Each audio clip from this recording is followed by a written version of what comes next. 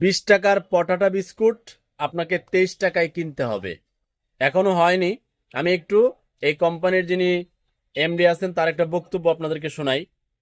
প্রথম আলোতে রিপোর্ট প্রকাশিত হয়েছে। বৈঠক শেষে প্রাণ আরাফেল গ্রুপের চেয়ারম্যান আহসান খান চৌধুরী সাংবাদিকদের বলেন, শুল্ক ও ভ্যাট বাড়ানোর ফলে 5 টাকার বিস্কুট 60 টাকা, 10 টাকার বিস্কুট 13 টাকা, 20 টাকার জুস 25 টাকা, 25 টাকার জুস 33 টাকা হবে।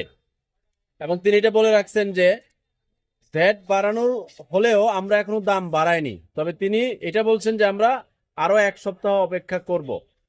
আমি আপনাদেরকে বলে দিতে চাই, একটা দোকানে আছে আমি, দোকানের মহাজনকে বিভিন্ন কোম্পানির প্রতিনিধিরা এসে বলে দাম কিন্তু বাড়বে, স্টকে আগের যে মাল আছে এই মাল বর্তমান রেটে পাচ্ছেন, ভবিষ্যতে আর পাবেন না, কারণ ভ্যাট বেড়ে গেছে, কোম্পানির নির্দেশনা চলে আসছে। আপনারা ইতিমধ্যে জানেন ইন্টারনেটের ভ্যাট স্থগিত হয়েছে, ওষুধের ভ্যাট স্থগিত হয়েছে, রেস্তোরাঁর ভ্যাট স্থগিত হয়েছে। আপনার দেখবেন ওই ফল বলে বাড়াই দিছিল, প্রত্যেকটা ফল 1 কেজি 100 টাকার উপরে। আপনি মালটা 117 টাকা, আপেল 130 টাকা, 100-র উপরে প্রতি কেজি ফলের মধ্যে ভ্যাট দিতে হয়। আরো দুর্ভাগ্যজনক ব্যাপার হচ্ছে 1 কেজি কিসমিসে 333 টাকা ভ্যাট। আগে ছিল 291 টাকা, এখন জুলাই আগস্ট পরবর্তীতে 333 টাকা। মালটাতে আগে ছিল 101 টাকা ভ্যাট, এখন হচ্ছে 117 টাকা। তাহলে আমি যদি বলি যে যখন যে গভর্নমেন্ট থাকে, সেটা অন্তর্বর্তী হোক আর রাজনৈতিক সরকার হোক, প্রথম চাঁদাবাজ হচ্ছে তারা, এরা হচ্ছে বৈধ চাঁদাবাজ।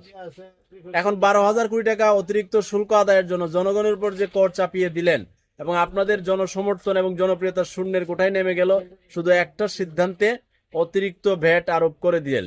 এবং খাদ্য উপদেষ্টা বলে না ভ্যাট বাড়াইলে কোনো প্রভাব পড়বে না। উনি হচ্ছে এসি রুমের ভিতরে থাকে, কোনোদিন বাজার পর্যায়ে আসে না, গবেষণা করে না।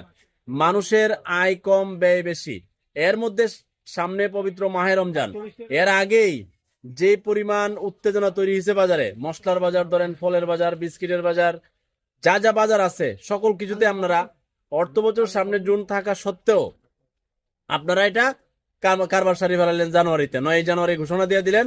এরপরে পুরো বাজার গরম হইয়া এখন অবস্থা এমন দাঁড়িয়েছে, বিস্কুট কিনলেও বেশি টাকায় কিনতে হবে, জুসও কিনতে হবে বেশি টাকায়।